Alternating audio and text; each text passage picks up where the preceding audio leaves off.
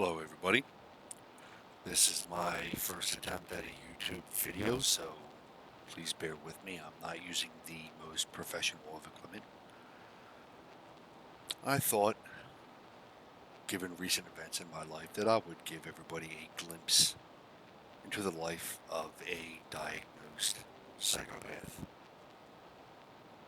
Maybe dispel some of the misinformation and misunderstandings regarding what a psychopath is and how we are, how we think, what we feel. Yes, we do feel, albeit differently than most people.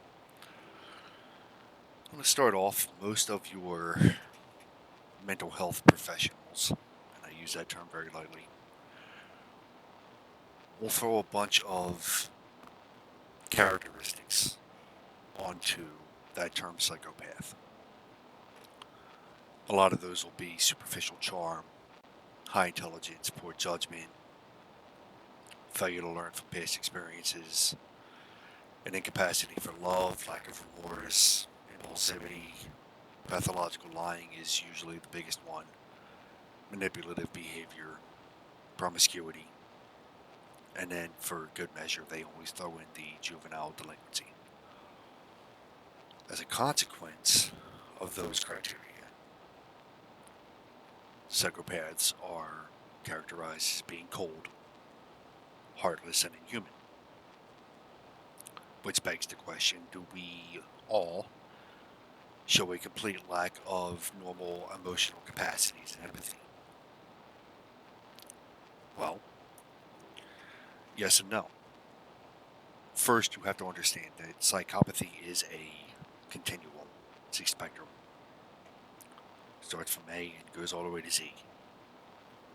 And then they have two categories of psychopath. You have what they call, type 1, type 2, or level 1, level 2, or category 1, category 2, however they want to name it. They are very hesitant to say one is worse than the other. They're just kind of really breaking one group up into two different subcategories. So, first myth, um, psychopaths are not devoid of emotion. Okay, well, let me rephrase it. I can't speak for everybody. I'll speak in regards to me. I am not completely devoid of emotion. There is one woman with whom I've had a very tumultuous relationship with, albeit, you know, it's been my fault. Um, but I love her. Now, understand that that word, for me, most likely does not mean the same thing that it means for you. I love in my own way. And I'm sure if I were to describe it, I wouldn't use the same adjectives that you would. But that word for me and what that word means to me is no less significant than what it means for you. And typically, when I have that questioned, when I'm asked, how can you say that you love her? I will react very violently and angrily. I do not like my capacity to care for this woman. I do not like it being questioned. Um, I have children that I love, um, just like any father. If you look at them cross-eyed, I will hurt you. I do love them again in my own way. It means something different to me, probably, than it does for you. I'm capable of. I'll use these next words in a common definition again they have a different meaning for me. They have a different significance for me than they do for you. But I'm trying to convey these thoughts as easily as I can. So I personally can suffer emotionally as a consequence of separation, divorce, even death. But there is a caveat. There have to be certain criteria that are met.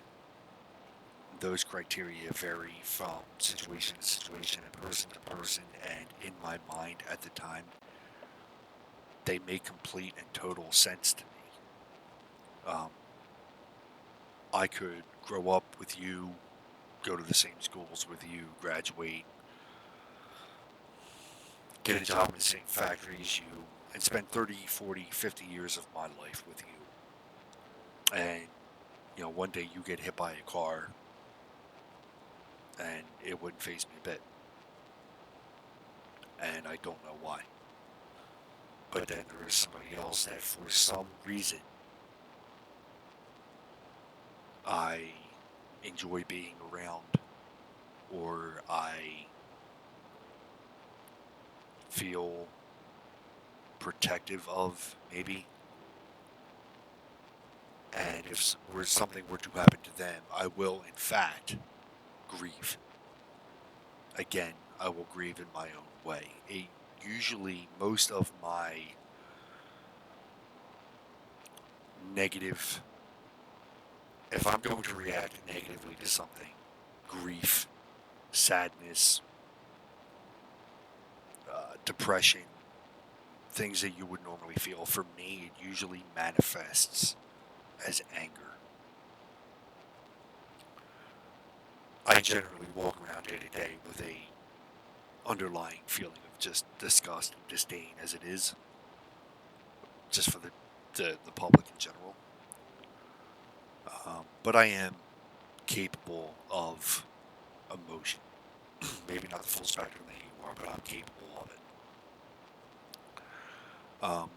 I do have a desire to be wanted and loved, although for the majority of my life it remained unfulfilled. It's not easy for somebody like me, or for a psychopath in general, to get close to somebody.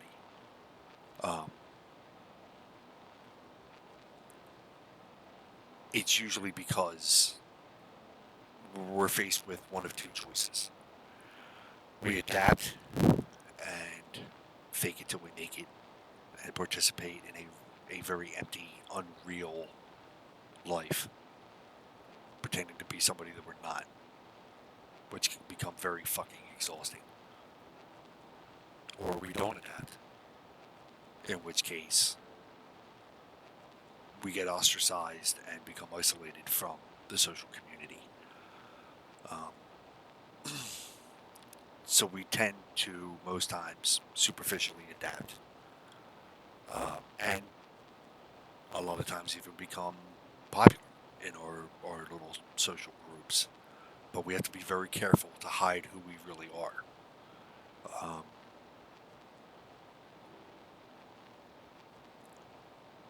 Our apathy towards most things frightens most people, because with that apathy comes the capability of doing a lot of things that most people just are not capable of doing. It's almost a natural, inherent fear that, I'll use the word normal people have.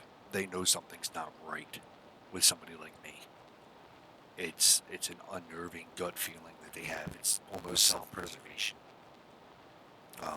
I've seen it. And because I've seen it when I was younger, something would happen and people would have these reactions, and I wouldn't. And I quickly learned to mimic their expressions, their reactions, their mannerisms, their gestures, in order to blend in. so that I wouldn't stand out.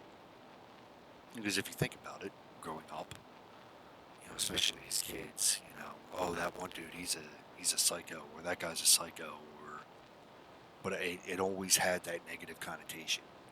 Somebody who was crazy, somebody who would do crazy things, and wasn't safe to be around. And as you got older, crazy became a little more in depth and had a much more significant meaning to it. Um, so you learn to mimic and blend in. A lot of the mental health professionals will characterize psychopaths as having a chaotic family life, lack of parental attention, some substance abuse, poor relationships, divorce, adverse neighborhoods. Personally, although I don't know if these circumstances made me what I am, or if I was just born this way, I feel like this is just me. But I definitely fit into a few of those categories, admittedly. Um, they'll say that we have this superficial charm, but underneath that, we feel inferior to others because we know that we're stigmatized by our own behavior. I personally have never felt inferior to anybody, intellectually, physically, maybe emotionally, but I don't know if I felt inferior as much as it is that I recognized my inability to really understand why they were reacting the way they were reacting. Excuse me. Another big one is my need for excessive stimulation. I have to say that this is true. You may see your favorite TV show come on, or you run into a friend that you haven't seen in a while, and you get happy. I don't. I'll smile and I'll raise my voice. You know, the tone and the pitch of my voice will go up, and I'll put my arms out, and I'll raise my eyebrows, and I'll pantomime it really well and make it look like I am just elated to see you. But the reality of it is, it's okay, here you are. In order for me to really feel excitement, and there are exceptions to this, and generally all of my exceptions are this one woman. She pretty much encompasses. She is my general exception to all the rules, which I still have yet to figure out how or why, but she just is. Anyway, for me to feel some kind of excitement, which I am capable of feeling, but in order for me to do so, the feeling that you get by seeing somebody you haven't seen in a while, I will get that same level of feeling, but I need to be in the middle of a firefight in Baghdad, or jumping out of an airplane, or having a one-night stand, or engaging in some pretty high-risk, dangerous shit.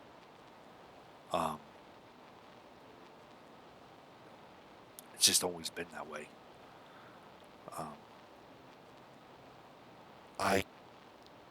I'm aware of my difficulty in controlling my sensation seeking. I'm repeatedly confronted by it, and I look at it as a weakness. But if I don't allow myself the opportunity to feel something every now and then, again, I become angry. Um,